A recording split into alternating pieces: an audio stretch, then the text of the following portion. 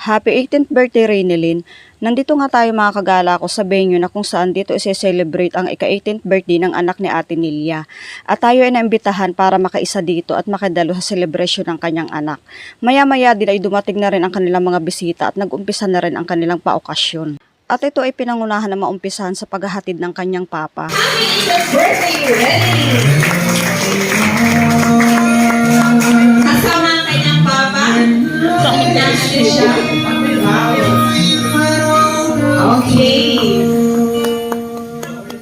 Sa patuloy na pagdating ng mga bisita, ang okasyon ay binuksan sa pag-uumpisa ng pagbibigay ng mga 18 gifts at sa pag-i-interview sa ating celebrant. Kumusta? Ano ang feeling mo ngayon? Nasaan ang boyfriend mo? Sabi na nung wala eh. Ito naman si mo. Wala nga.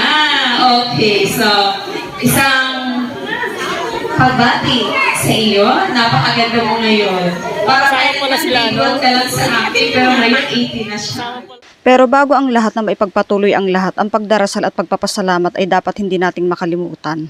Bago patuloy na tawagin ang para sa mga 18 gifts. Okay, para sa 18 gifts, tatawagin ko po ang mga sumusunod at pumunta na po dyan sa gitna. Nang matawag ng lahat ang mga magbibigay ng mga 18 gifts ay hindi dyan mawawala ang pampasaya sa gitna. Okay, bago mamigay ng gift, sayo muna, intermission number. Diyan nga ikatuwa ang naglambing sa kanila para sumayaw pero na mag-uumpisa pa lang ay naalala nila ang mama ng celebrant kaya naman tinawag nila para makisaya. Kasamang mama, siya ang leader. Okay na na po, mama, ikaw ang leader dito. Once again, ladies and gentlemen, the 18 gifts. Okay na lang.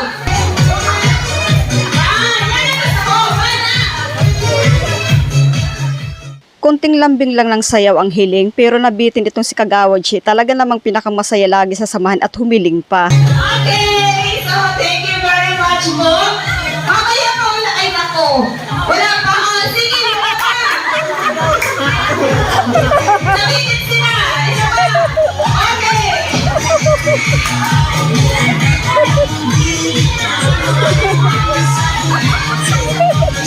Ayan, thank you very much. Nakakatuwa din naman nga kapag may ganito kang kasamang masiyahin. Tanggal ang lungkot kung sino man ang may mga suliranin. Pagkatapos ng masayang tawanan, isinunod na rin agad nila ang pagbibigay ng message para sa ating celebrant. At syempre, hindi din dyan magpapahuli ang susunod na tatawagin ang mga magbibigay ng mga special messages. Dito ka na po, Tingin Nine, dahil ikaw ang leader para sa square dance. Everybody, ladies and gentlemen, that is special messages.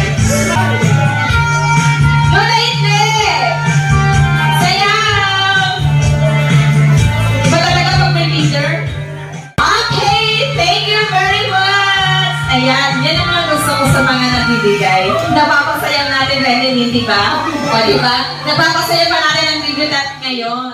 At syempre, pagkatapos ng special dance sila, hindi rin sila magpapahuli sa pagbibigay ng special na mensahe para kay Nini. Sabi nga, kapag ang mensahe ay galing sa matatanda, yan ay mga dalubhasa, kaya pakikinggan mo dahil mas madalas alam nila ang tama. Dahil hindi naman sila magbabahagi sa iyo kung hindi nila naranasan ito. At pagdating sa mga ganito, ang talagang tatatak din sa iyo ang sinasabi sa iyo ng isang tito. Ang boyfriend, natin lang yan. Nakatapos mo mag-aral, yun siya ba? Ipat na ang pangarap mo. At ang isang maiksi pero makahulugang mensahe ng kanyang kuya Ivan. Ang message ko po sa akin, kapatid na pangit. Magkala ka ng mabuti ang gandain. Sinasabi ni mama na huwag ka muna mag-boyfriend. Kaya sa akin yun. Kaya sa atin yan. Makapasok mo lang yan sa may court na yan. Ako nagong pa na. Abang date? Yan ako. Abang date? Nasabi ko lang tayo ay mag-aaral ka ng mabuti at yung kaya kasi ikaw agawad siya natanda ko to.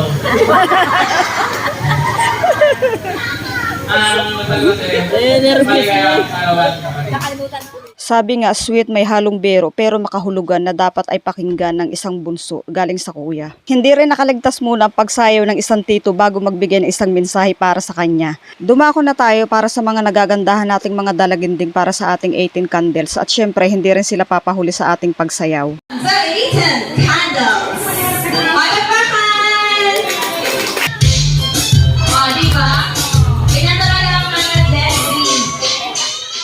Nakakatuwa silang pagmasdan dahil parang kailan lang ay inuugay mo pa sa duyan. Pero ngayon ay nasa edad na silang legal.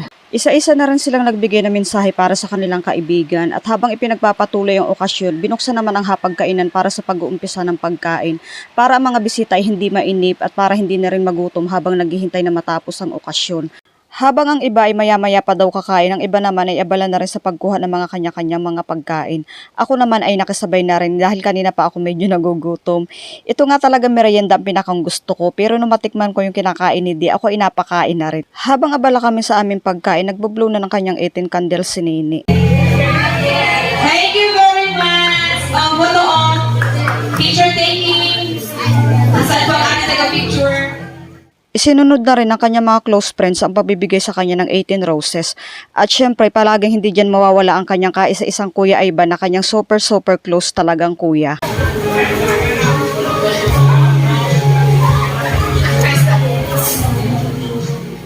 At para sa isang magulang, napakasarap tingnan kapag ang iyong anak ay magkasundo at mga nagmamahalan. Hanggang sa tuloy-tuloy na rin matapos ang pagbibigay sa kanya ng 18 roses. Sayang nga lang mga kagala ko kasi hanggang sa huli ay hindi ko na isundong kuna ng video ang pagbibigay ng message ng kanyang mama at papa. Dahil kami talagang may biglaan lang na pinuntahan na mahalaga. Pero yan naman hindi naman nahuhuli dahil may video din naman malamang ang iba. O paano mga kagala, hanggang dito na lang. Maraming salamat sa panonood. Happy birthday ulit sa iyo, Nini. Wish you all the best. Mwah.